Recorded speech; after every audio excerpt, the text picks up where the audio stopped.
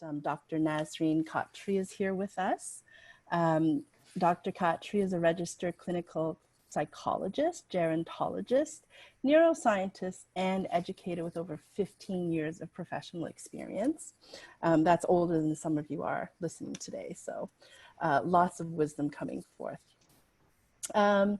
We're so lucky to have her because I think this is a really interesting time for everyone involved, and she's going to provide us with a really interesting perspective and talk about life interrupted. And at the end of her session, we'll have some time for some questions and answers, and we'll reach out and you can join the chat and send some questions over our way that we can address. If I could ask everyone, and you guys are all already so diligent in doing so, just try to stay muted so that way we don't get extraneous noise online while Dr. Khatri is speaking. And you know, if anyone forgets, I'll probably give you a tap on the shoulder and a message just to do that so that we don't get too much feedback through the session. So without any further delay, let me introduce Dr. Khatri. Thank you so much for joining us. You're welcome. The floor is all yours. Well, thank you so much. Welcome, everybody. It's a real treat to be here. And today we're going to talk about life being interrupted, which isn't news to anyone. But I hope that we're going to be looking at the positive side of things. So maybe we can just move the slide and talk about what our learning points are going to be. So next slide. Yeah, great. So today we're going to talk about naming and acknowledging the pandemic emotions, which are no different than any other emotions, but there's a lot of things coming up right now for a lot of us. And so it's good to kind of slow down and back up and go through those and talk about how they apply right now. And then we're going to talk about something a little bit more serious. So what happens when mood becomes a disorder, or when does it become a disorder? And then my favorite part, tips for dealing with missed milestones and staying motivated during the pandemic. So obviously a very difficult time for all of us. We were talking offline before the telecast began that this is the first time really that there's been something that's a crisis that's completely global and has so many layers to it. So in a way, it's multiple pandemics. It's an economic pandemic, a health pandemic, of course, with COVID-19. It's a social pandemic in terms of isolation and self-isolating, and it's also a mental health issue. And that's what we're going to be focusing on today. So we can move to the next slide. So it's important for us to be able to name our emotions. And so sometimes when we feel overwhelmed, we just know that we feel bad. But research shows that people who are able to delineate their different emotions actually do much better at coping. So starting with first things first, right now, there's no right or wrong way to feel, but it's important to know what you feel and how you feel. So there could be feelings of sadness over not being able to see friends, over not being able to go out or see extended family or other people that you're close to for support. There could be anger and frustration about, you know, why is this happening now? Or why is this happening to us? And just feeling kind of a bit stir crazy and feeling also just frustrated about the way things are going. Loss and grief, I'm going to come back to those. And frustration, I already mentioned, and that can come in many different forms. So people may feel frustrated in their home situation. They may feel frustrated about work or about school or different things that are going on. And then all of this can lead to anxiety, because one thing that this pandemic has really underlined is that we're not in control of everything. And we're not able to really plan or know what's going to happen next. And that's something that makes humans very anxious. One of the experiences that we like least is ambiguity. So just not having a clear answer about what's going on and what may happen next. And people may also be feeling, if we can just go back to the other slide, people may also be feeling a sense of loss for things that actually have been lost. So time at school, graduations, celebrations, birthdays, trips. um, jobs, things that they were looking forward to.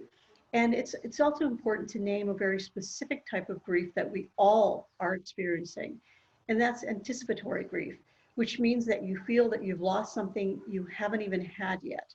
So feeling that you were going to have a graduation or a celebration or some other personal or professional milestone that can't happen, or it can't happen now, or it can't happen in the way that you were kind of anticipating that it would.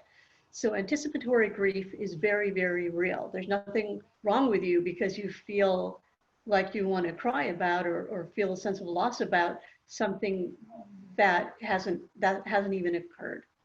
And I just want to say before we leave these emotions is that emotions are very healthy.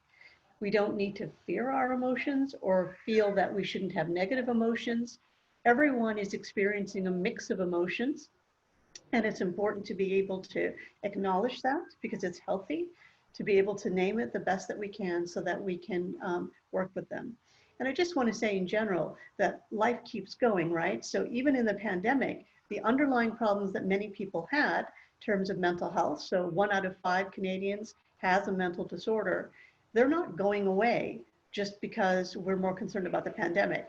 So the pandemic is actually exacerbating physical health problems that people had before, like they have childhood diabetes, for example, or something.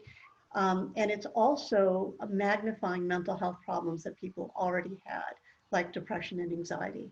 So I just want to be straight with you that it is a difficult time, and a lot of people are having difficulty with their emotional health and well-being. And about 50% of Canadians, when polled, and Americans say that they feel that their mental health has suffered in some way since the pandemic began. So that's 1 in 2. So if you're having some of those feelings, or you feel like your mental health is suffering, we're going to talk about what to do about that, but also to know that you're not alone. You're not alone at all. This is the kind of the one time in human history where everyone is experiencing many more negative emotions than they normally would for the same reason, which is the pandemic. Okay, so if we can move to the next slide. So now I want to kind of hone in and focus a bit on when mood becomes a disorder. So what does it mean to be mentally ill or to have a mental disorder? So first of all, it's important to remember that we're all on a continuum. Mental health is not like a light switch. You turn it on or you turn it off. It's actually not binary. It's on a spectrum. So let's say on the left-hand side is optimal mental health. There's no such thing as perfect mental health, and we don't need to kind of look for that. And maybe on the extreme right-hand side is someone who needs to be in the hospital, or is in danger of harming themselves, or has tried to harm themselves and needs to be kept safe.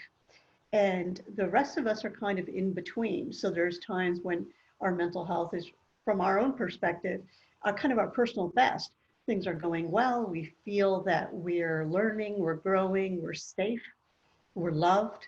And it's a good mental health time for us. And there's times that are tougher because of school or personal issues or whatever it may be. So there's nothing wrong with that.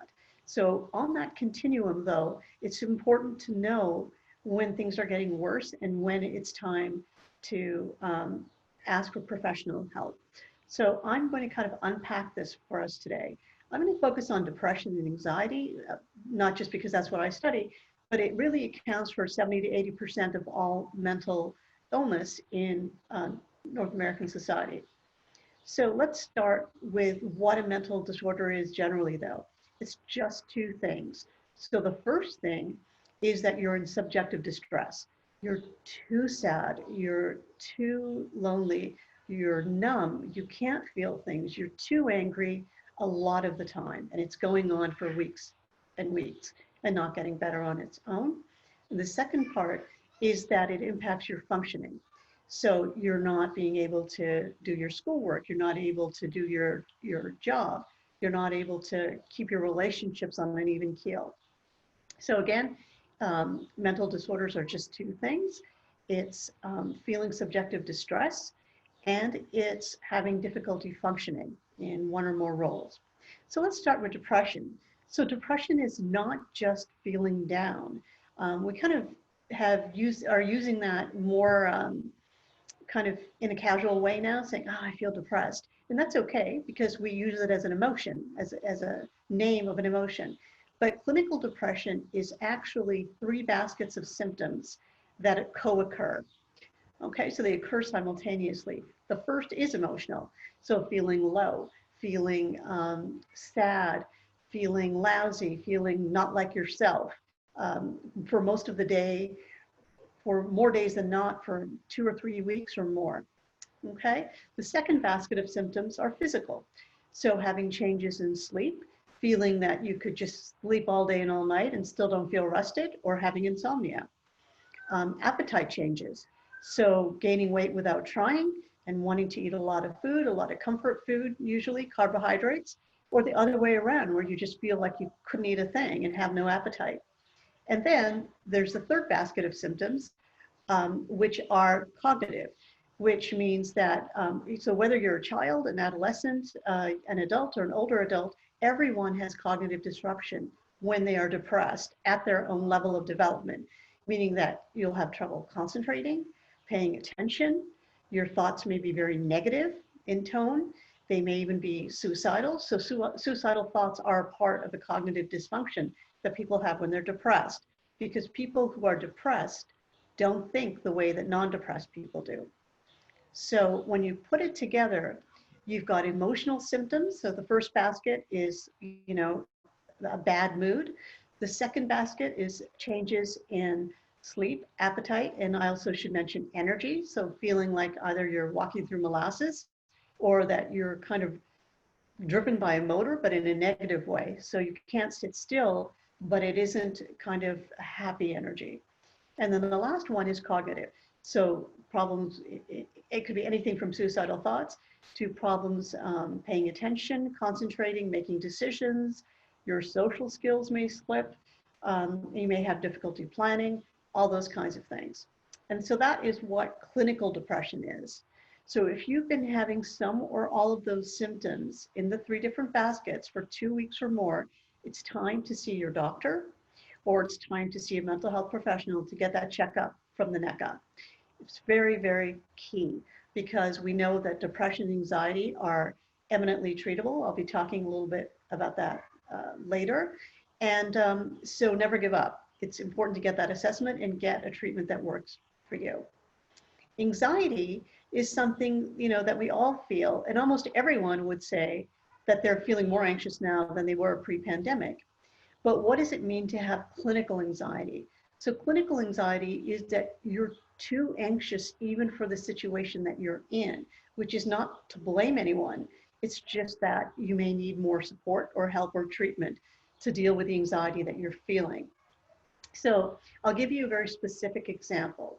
So if a door slams behind me right now as I'm giving this talk, I'll startle. My heart will race, my blood pressure will go up, and I may have some anxious thoughts like, what if it's an intruder? What if I can't finish this talk? A lot of things might go through my mind. But within a couple of minutes, I will go back to baseline in terms of my heart rate, my thinking, my ability to concentrate on giving this talk. Everything kind of goes back to normal, right? So when you're clinically anxious, what happens is that even when not much is happening, you're sort of like a pot of water that's warm on the stove. So let's say you're already at 50% boiling or 50% of, anxiety, and 100% is the most. So, it doesn't take much. So that door slamming, in the example I just gave, might make you go to boiling. So 100% or 100 degrees water at boiling point. And it's going to take a lot longer to get back to room temperature, if that makes sense. So everyone startles, everyone gets anxious. That's very adaptive, it's normal, and it's healthy. But what happens is that when people are clinically anxious, they can't calm down after even a minute stressor. So it's important to get that looked at as well, and to be assessed and to be treated for it. Okay, Kelly, can we move to the next slide, please? So let's talk a little bit about chronicity too. People often, there's still, things are changing, but there's still some stigma or some shyness around getting help for mental health, but mental health is health. And it has a big impact on our physical well-being as well. But it's also something that can recur. We want people to get assessed when they're young, if they're starting to have these kinds of experiences, because it can become chronic, which doesn't mean you're going to be constantly anxious or depressed just because you were once when you were 16. What I'm trying to say is that health professionals really need to do a better job than we do of explaining to people that depression is more like diabetes than a broken ankle. A broken ankle is something that is a serious stressful event that impacts your physical well-being, but you don't really expect it to happen again. Whereas with depression and anxiety, we know that it starts early, it starts young. 70% of depression and anxiety starts in childhood, and it waxes and wanes through life, depending on your physical health, on your economic health, on your life situation, on stressors. And so it's important to understand it the way that it really is. So in other words, we want to break that cycle, and we want to have people get treatment early on and then use that through their life as needed. Okay, Kelly, can we move on? And the consequences of depression are changing fast. This slide is probably out of date by the time this talk is finished. Depression is really on its way to becoming the #1 most burdensome disease in the world in terms of days lost, so days in bed, and days of functioning lost. It's worse on that front than cancer, heart disease, and stroke combined. So it's really something that we need to open our eyes to and take seriously. Kelly? So we talked a little bit about the cognitive symptoms of depression, but I just want to say something that probably doesn't have that much impact, won't have that much impact on you today, but I want you to remember it as you grow up and become midlife women. And that is that, twice as many women are, women are diagnosed with depression as men. That's one thing. And twice as many women are diagnosed with dementia as are compared to men. Now, the link here is not a coincidence. So remember I was telling you about the cognitive symptoms of depression? Well, that's a very key factor, because we know that people who have gotten up to midlife, and let's say they have either the first, second, or whatever episode of depression they're experiencing, and they don't get it assessed and treated, people who have an untreated history of depression in midlife are twice as likely to develop dementia later in life as those who don't share that untreated history, 2 to 1. And remember, depression is eminently treatable with medication and talk therapy. Dementia is currently incurable, and maybe for quite some time. So I want you to look ahead and think about your brain health as you grow up and get older. Kelly? Okay, I'm going to just kind of keep moving this along. Great. So I'm going to talk a little bit about the cognitive model of depression, not too much, which is simply what I do. I'm a cognitive behavior therapist, and I study what happens to women's brains when depression, anxiety happen as we age, and what the neural link is between depression in midlife and dementia in later life. But in terms of the mental health side of things, this is the kind of work that I do. So the cognitive model of depression is that our thoughts about ourselves, others, and the future is that cognitive triad is our kind of mental network. That's how we see everything. And that filter has a lot to do with whether we become depressed or not. So because of reasons of genetics, biology, family history, early life events, relationships with caregivers, other events as we grow up in age, they can kind of make us vulnerable if a lot of those are negative, those kind of risk factors I mentioned, and cause us to be depressed when we meet a stressor in life. So it's important to be able to think properly and think in a non-depressed way. So the cognitive model of depression is not about turning negative thinking into positive thinking. It's about turning maladaptive patterns of thinking into adaptive patterns of thinking. Okay, Kelly? Okay, we can just move past this. And so cognitive behavior therapy is something that's a talk therapy. It's the gold standard treatment across the lifespan from childhood to old age in terms of being the most successful to treat depression. It's short-term, time-limited, structured therapy. It's like a problem-solving therapy that people are usually in for 1 hour a week for 15 to 20 weeks, so about 6 months. Can be done in a group format, can be done individually. And at Baycrest at the Rotman Research Institute, where I work, my team and I were the first to find that cognitive behavior therapy not only improves mood, so it gets people who are depressed to be non-depressed, but it also actually improves cognitive functioning on neuropsychological testing. So on paper pencil tasks of thinking, attention, memory, all of those things and planning actually improve. So it's kind of the gold, or the silver bullet, or gold bullet, I guess, even better, that it has this two-pronged effect, that it helps you with your mood and it helps you with your thinking and with your memory. Okay, move forward. Can move past this because I talked a little bit about the evidence.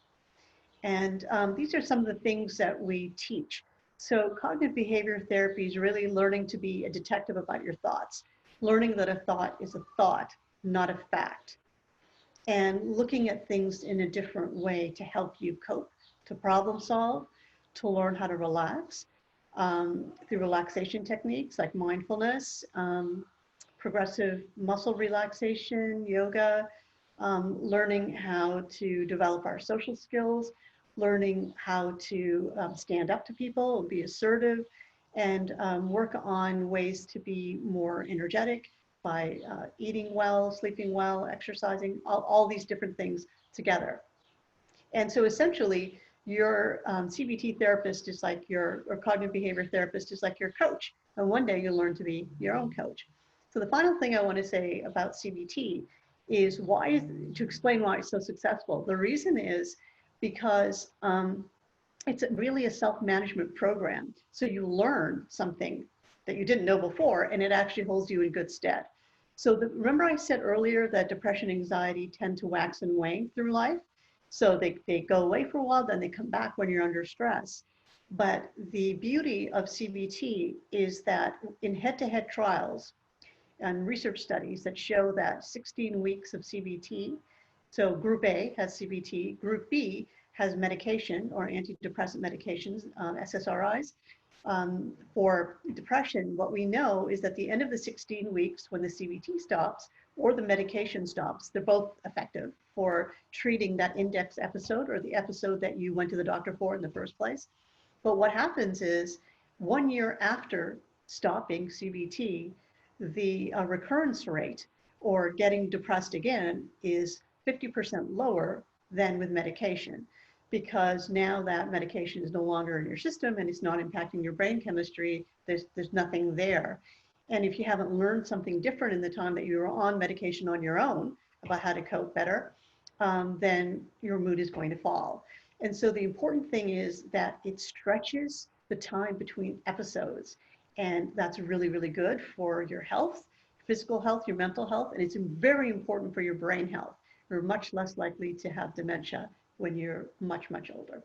Okay, so let's move ahead. And let's talk about tips for coping. And then we're gonna just open it up right away for Q&A, because this information, I'm happy to share it, and I'm so glad that you're being patient with me and listening, but I really am more interested in what you're thinking. I wanna know what your questions are and answer as many of them as I can today. So the first thing is, in this pandemic, it's important to not isolate. So in the ways that we can be close, let's be close. So first of all, acknowledging that it's difficult, knowing that we're feeling lonelier than we would pre-pandemically, knowing that we have to self-isolate for our physical health, but we need to be able to talk to people. So staying connected through text, through chats, through Skype, writing letters, writing cards through snail mail, sending jokes, sending music, staying connected, sending a recipe. Anything that is kind of a communication to others is really, really important. Now, it's important to keep some of that positive, but it's also important to face the facts. And if there's a time when you're feeling low, to be able to talk to someone who you trust, whether it's a parent, a teacher, a friend, somebody from your church or faith community, a counselor. There's helplines for kids. There's also 211, which is the mental health helpline during the pandemic. It's important to talk to a trusted other. It's also important to keep a regular schedule. So sleeping at the same time, getting up at the same time, eating at the same time, showering and getting ready for the day. Studies also show that journaling can be very helpful. And here you don't have to write the first, coronavirus novel, just even jot notes, point form about good things that have happened, bad things that have happened, you're having, and kind of developing a plan. It feels like the pandemic has been going on for an eternity already, but literally it'll be over before you know it, and you need to be kind of in a place to get back to doing the things you were doing before. So right now we're adjusting with online school. We know that school, at least in Ontario, won't be restarting until fall, but it's important to have dreams, to have plans, to be able to think about what we want to do when this is over and how we can do the things we were going to do in a different way now. It's also important to have fun.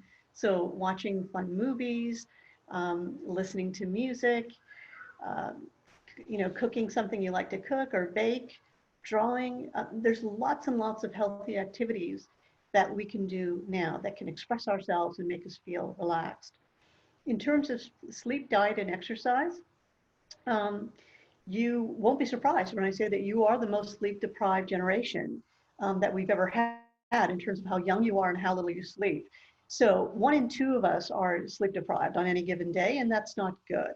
It's responsible for more relationship problems, mental health problems, physical problems, car accidents than anything else. So it's important that you get 7 to 9 hours of sleep. And what does that mean? It means that when you wake up in the morning, you should be feeling refreshed. Whether you're a teenager or you're in your 80s, nobody should put up with sleep problems.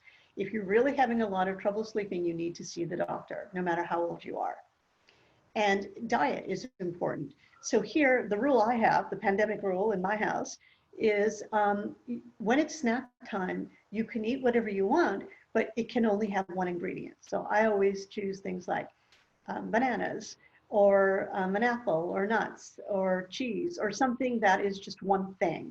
And that really takes the guesswork out. And also just buying and keeping things that you want to eat and kind of cleaning out the cabinet a little bit, the pantry, and doing what you can to keep the eating healthy. And then exercise. So within the last 5 years, we've learned that there's only one part of the brain that actually can, where neurogenesis can occur, or new brain cells can be born. And that mostly happens through social activity and exercise, like exercise 3 times a week to the point where you're sweating for 20 or 30 minutes. And so it's wonderful for your mood, because that part of the brain is the hippocampus, by the way, which is 2 sort of seahorse-shaped structures on either side of the brain, so bilaterally.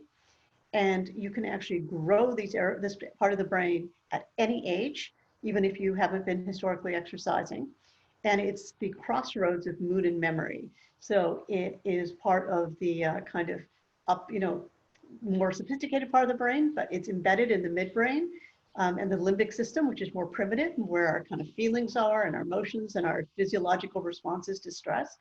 And so it improves mood and memory all at once. It's very important for studying, for working, and for doing cognitive tasks. The best thing you can do for your brain is to exercise. Finally, I want to say that during this time, one of the most difficult things is feeling good about things, feeling good about the future, and feeling a sense of control. The sense that we don't know what's going to happen next. Remember, I said we don't like ambiguity as humans. We're planners. This has been our advantage all the way through. This is how we got where we are. So right now, we can do something to help our lack of kind of positive emotions, and that's to practice gratitude. I do this every day. At the end of the day, before I cook dinner, so end of the workday, I guess, I write down 3 things that I'm grateful for that are related to this day. So today I would write like that I did this webinar, and I'm grateful for that people showed up and that I was able to hopefully help someone and do something I really love and am interested in. So you all are going to be part of my gratitude journal today. And it really helps, and studies show that people who do that cope much better. And the second thing, in terms of how are we going to get a sense of control, or how can we feel less anxious about what we're going to do next and how our life is going to go in the very, very short term, lower your expectations and keep going. So this is my kind of mantra right now, is we shouldn't just try to push through like things are normal. I think normal is a good word to retire for the foreseeable future. And let's just think about what's adaptive. So, we're going to come out of this stronger than ever. We're not alone. We're all together, literally billions of us all around the world. And right now, it's okay to feel low. It's okay to be less productive than we were pre-pandemically.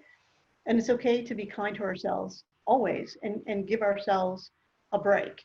And in fact, even though we feel like we've lost a lot, we may be gaining something else. So even though it's not leisure land, there are quieter moments now because we're at home and we have less of a social life and less of a commuting life or going places and the same kind of schoolwork and things.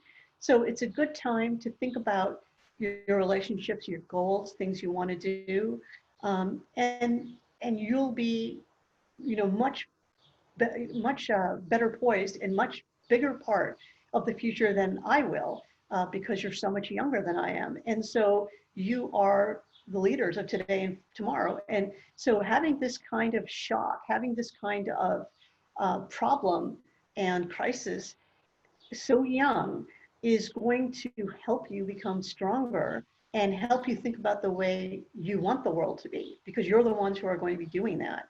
I mean, you already are, but even more so. So try to use the time wisely in that way. But when it comes to everyday life, just lower your expectations and try to kind of be kind to yourself.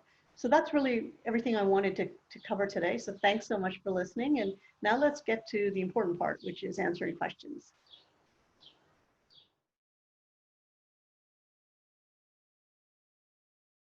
Okay, hi. Hi. So my question is, how can you remain motivated, productive, and positive during this tough time?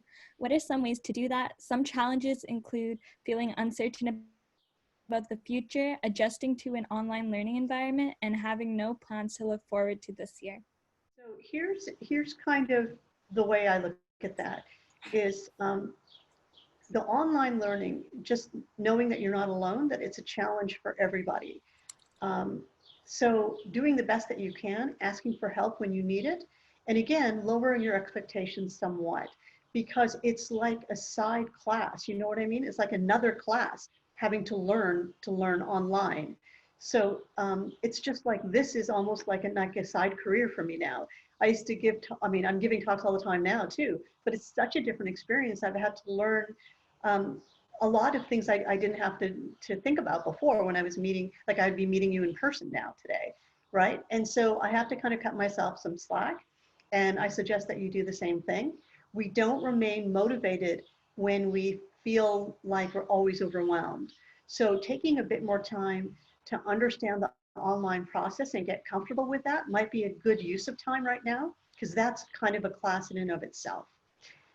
When I said just now that it's hard to stay motivated when you're not making any gains. So instead of kind of thinking to yourself, you don't have social plans for the rest of the year, try to make some social plans. So what I'm suggesting to people is to do the celebrations they would have done, but just do them in a different way.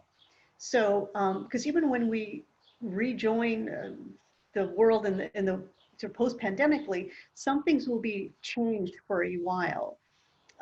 So try and kind of get used to that now. So, I mean, things are opening up. So good thing about uncertainty is we don't know what bad things are on the horizon, but we don't know what the good ones are either. So if it's a party, you know, in what way can you have a party? Can you have that with your family? When things open up, you know, maybe you'll be able to meet with your extended family. That's already happening in other provinces. So things like that. So try not to predict the future. That's a good way to stay motivated. So instead of predicting, well, there's nothing to look forward to this year, and I don't blame you. I think we all feel that way at times. But one thing to do is to plan something, plan a small thing, whatever it may be, that you're going to be doing, where you're going to be connecting with others in this next week. Doesn't have to be a major thing, can just be writing someone a letter, or sending someone a card, or connecting with them on Skype. What some of the examples I've said before. The other part of it is there's two things to kind of mental health. One is the sense of mastery. So we don't want to feel like we're failing constantly. This is not going to make us motivated. So try and focus on something that you are, and we all are, succeeding at learning a new skill, which is online, learning online, teaching online, you know, all these kinds of things. That is a skill that you're learning. So acknowledge that to yourself, that you're already growing and learning in some ways. So that's mastery, that we can do something well. And the second one is having fun or having pleasure. So even if it's a small thing, even if it's just, you know, having a fancy snack or something, you know, don't be hard on yourself. Tell yourself, look, you're as deserving of a good time now as you were pre-pandemically. This isn't your fault that these things are happening. So let's be part of the solution instead of being part of the problem. It's an uphill a little bit of time, but just like everything else, for example, dressing up and going out takes effort, but you love it that you do it and you go out and you have a good time. So everything takes a little bit of effort and then you get something back. Thanks, Brianna. Hi, how are you? I'm doing well. How are you? I'm doing well too. Good. Now, I had a question about, like, in terms of what we can do to mentally prepare ourselves for what comes ahead, especially for some of us who are going into university. There's a lot of uncertainty with how things are going to go, and yeah, I want to be a bit more mentally prepared about things. And is there anything you can recommend we do? Right. So I think that's a really good point. If it's university that is coming up, it's even more difficult at this time because it's such a huge leap to launch and to become independent and go towards something you've been kind of working for your whole life in one way. But I think it's also a good time to catch your breath. So, I mean, you know, let's just say that my CV doesn't really compare favorably with a lot of yours probably, even at this point. You all are achievers, you've done a lot already. So there's nothing wrong with kind of taking stock and just building your confidence, getting answers to questions you haven't had time to ask of the university, of people who are living in the town that you're moving to, or if you're living in the same town, then maybe focus more on the school. And so preparing, there's lots of things I wished I could have done because I didn't have time to do them. I applied to universities, I got into it, I was involved in graduation, and then I moved. I moved to Montreal from Saskatchewan, kind of just like that overnight, and I just had to kind of sink or swim. And so it's whatever you would have been doing to prepare, you can do those things now because the universities will open up eventually. But I think if you're concerned about how you're going to learn and what's going to be happening, again, take heart that you're all going to be going through it together. So there'll be a time where you'll all be able to be freshmen and be going through orientation week and being on a new campus and going through that excitement. It's not been taken from you. But I would just say that. I would say try to get some R&R, take a well-deserved break, prepare, and learn everything that you can about the way things are going to be. And I would even do things, you know, be bold. Call the university, say, is there somebody I can talk to? Like, are there students who can make themselves available? Is there, like, we could even suggest that. Is there some kind of webinar or chat that we can have with about first year or something? What are you doing for me? What are you preparing? Because there's a lot of things they're not giving you. And so there's things that maybe they haven't thought of, because again, we're all in the same boat, trying to do our jobs in a new way suddenly. And so I think be open and be curious. Thank you. You're welcome. All the best, Juliana. Thanks. I think her mic is not working, so I'll read it for you. She's Oh. asking if you know of any foods that are good for improving your mental health. That's the right person. So food really, here's the thing, it's much simpler than you think it is. So there's this idea of the Mediterranean diet with, olive oil and vegetables and, and that's great. But here's the thing. It's like what I said earlier. Don't eat something when you look at the ingredients you can't pronounce or understand it. Okay? So we don't want to eat chemically laden processed food. Keep it simple. Keep it mixed. So, different kinds of carbs, different kinds of vegetables, different kinds of fruits, this kind of thing. And follow the food guide, because the Canada Food Guide has changed, which I'm sure you're all aware of, but it's actually much, much more brain healthy and brain friendly than before. So things like bagels and those kind of complex carbs are good for your mood.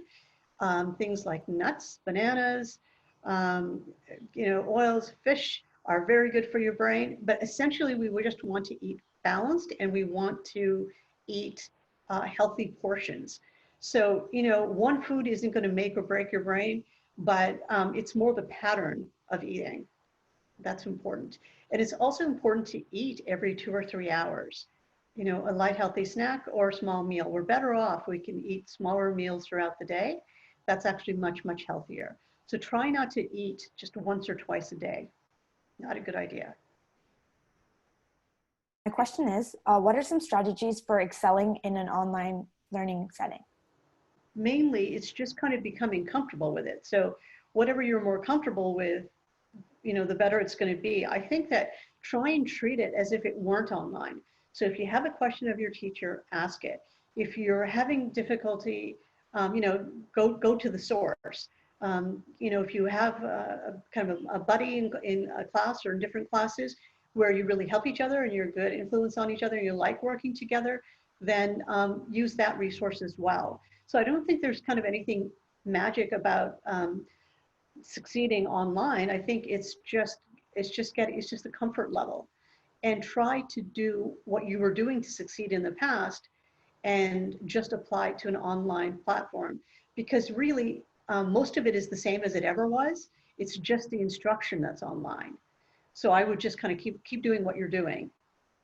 Does that make sense? Yeah, thank you. What are some ways that you can reach out to somebody who might be dealing with anxiety or depression without stepping over like their boundaries or making them feel like you're kind of closing in on them, kind of? Yeah, and that's an excellent question. So if everyone didn't quite catch that, the question was, what do you do? How do you reach out to somebody that you think might be experiencing anxiety or depression? And this goes for adults, goes for children, goes for all of us. I think if you feel that you're a close, trusted person and your heart is in the right place, it's good to be able to approach the person gently, confidentially, privately.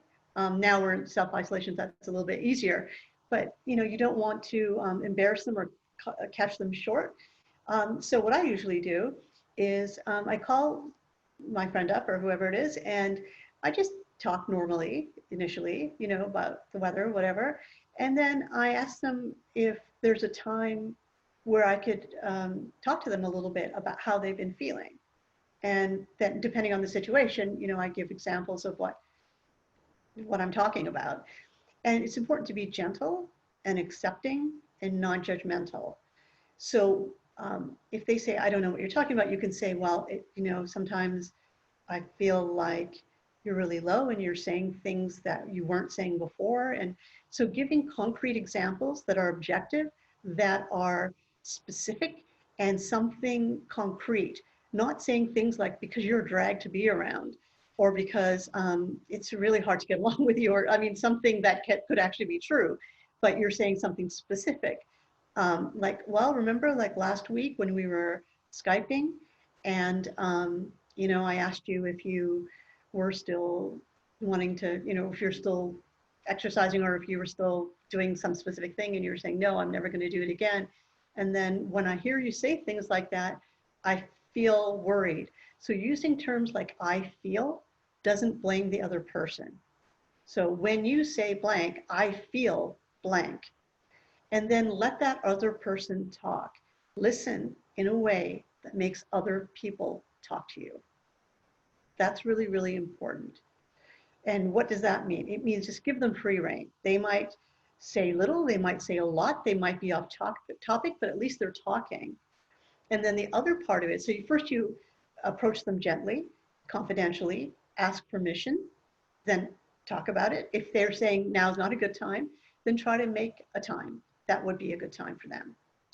And then ask them, about it, give these concrete examples of what you've been observing, and then let them speak. And after they've spoken, try to paraphrase what they're saying. So, okay, so what you're saying is, since you haven't been able to, I don't know, see your grandparents or see your aunt or something, like during this time, it's really weighing on you, and now you just don't feel like doing anything, or you're finding online school tougher than maybe I realized you did, and now you don't feel so hot. So that's kind of what's happening for you. So paraphrase what they're telling you, and then reflect back what it's like. So by that, I mean, reflect emotionally. So, okay, so now I get it. Okay, so yeah, I guess if I was crying every time after online class, I would feel pretty lousy too. I think that would be hard. So giving them some support and validation for what they're feeling, even if you wouldn't personally feel the same way. It's not about you, it's about the other person.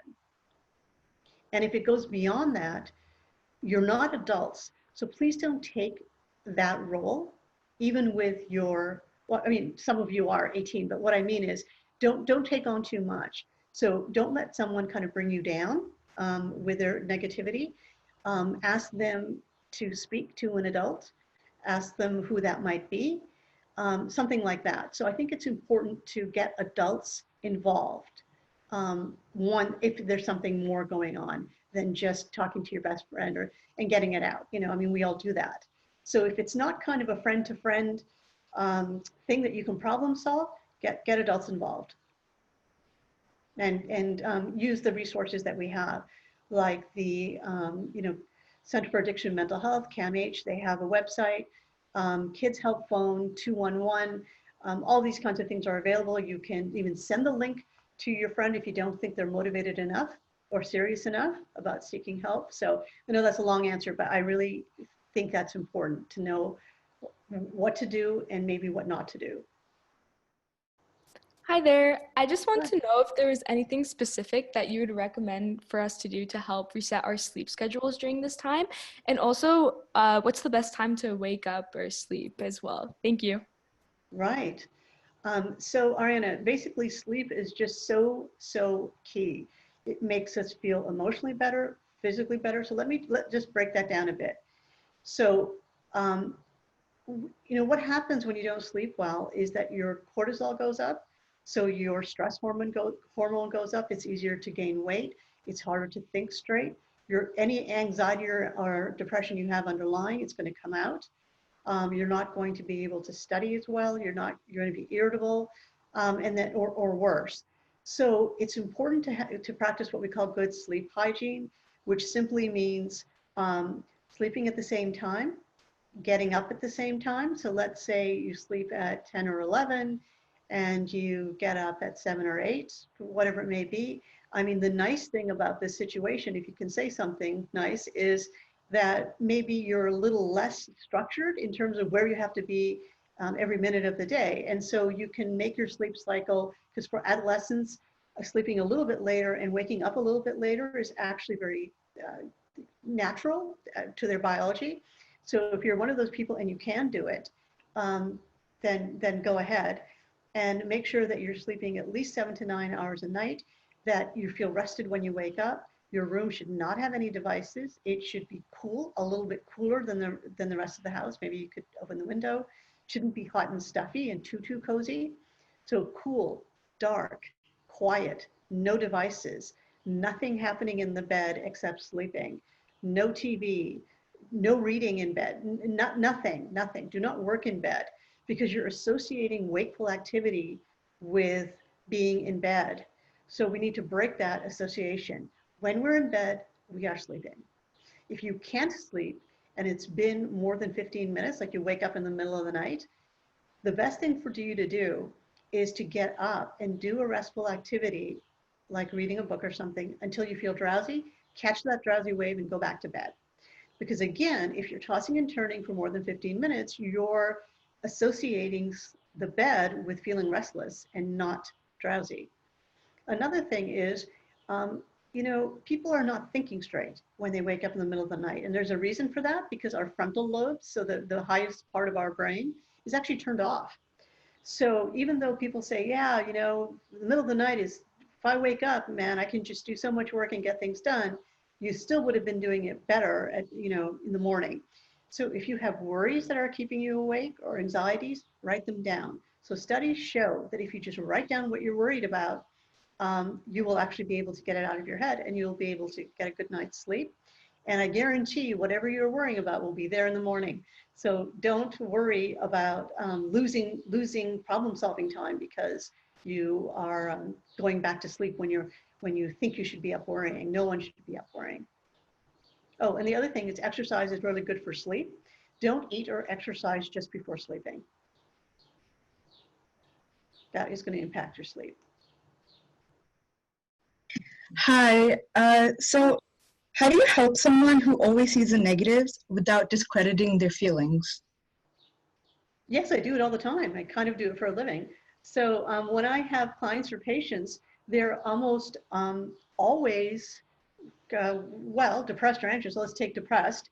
And so they're always thinking negatively. And so the way to kind of help them change that is to say, look, it's something that we call a thought record, which is where we really study the thought. So let's say the thought is, I can't do online learning. Okay, that's kind of a global negative thought. And then you write down all the evidence for that thought because I don't, I feel like I'm not learning as much right now because I don't always understand what's going on where I used to understand more in the classroom. All these kinds of things. So, and then you say, and what's the evidence against that? Well, I'm still doing my work. I still have the same grades, or I still have grades within the same letter level. I'm doing it. So, I mean, I guess I can do it physically since I'm doing it. And then you come, and then the last part of it is, and what is your more balanced thought? I can do online learning. I just don't want to. I don't like it, and I don't like this change. And it makes me anxious and it makes me uncomfortable. So even just understanding where your feelings are coming from is better done when you're using your thoughts. So in a way, I kind of leave the emotions alone because I mean, if they're clinically depressed, why would I just keep going further into that? So I'm focusing on their thoughts, and when they change their thinking, it changes the way they feel. So don't give those negative emotions too much airtime. Hi. Hi, Christina. Hi, I'm wondering what are some ways we can help to reduce the stigma around mental health? I mean, it's kind of what we're doing now, which is talking about it a lot, and being open about it with people that we trust. There's nothing to be ashamed of. There's nothing to be worried about. And so maybe, it's important to have one's own privacy. So it's not that you have to scream it to the world. It's just that just like your other health and your other health issues or problems or questions, you don't want to maybe share it with everybody, but you want to share it with the professionals who know about these things and can help, and share it with people who can support you in your life.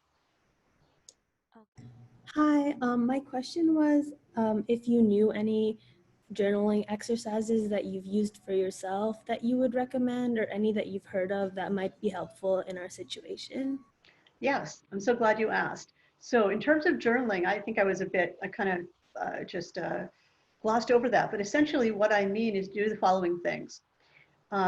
Take an emotion you're having difficulty with. So let's just say or having too much of, like, anger, let's say. So then A for anger, okay? So then just put A equals, so 0 is, no anger, and 100 is the angriest you've ever felt. And I'm using that example because women and girls are often taught not to be angry. So this is often an emotion that we try to kind of remove ourselves from. But I think it's important to face these things, and there's nothing wrong with emotions. So let's say it's angry. And so then 3 times a day, morning, noon, and night, you rate your anger, or any emotion that can, whatever you want it to be, and see how it changes throughout the day, just keeping kind of a mood log, and then writing down some of the thoughts that you're having beside it. Can just be a sentence, can just be, short form, and then maybe another column about what you might do about it. And so doing this for a week really helps people to face what's going on, to make it more objective, to get some perspective, because you might feel differently tomorrow, and to understand their own situation better. So this is something I wish I had learned at your age. I didn't. I learned it in grad school when I was training as a clinician. And it's helped me a lot. It's helped me so much. And it only takes a minute to do. Do we have any last questions for Dr. Khatri before we wrap it up? Well, if anyone, thank you, Dr. Khatri. That was absolutely amazing. So much was learned and so much more is to be learned. And this is just the start of the conversation. I think some of the things that you said that were really, really impactful for me was that, the number one disease that we're looking at moving forward is mental health. And it's something that we all need to pay attention to, not only for ourselves, but those around us. So really that was such a great presentation, rich with information. And thank you all the GEMgirls for your great questions. I know you probably have more, but if you have more questions, feel free to email them along and we will try to answer as many more. Or let's say you go to bed and you think of some other questions that you'd like to answer that you just couldn't formulate right now during the session. So send them over and we'll be happy to address as many as we can.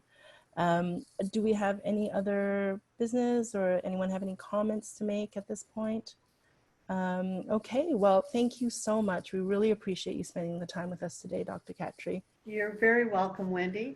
And Thank you, Kelly, for the slides. Hi, Tara. Hi, everybody. And take care and stay well. Great. Thank you. Thanks, everyone.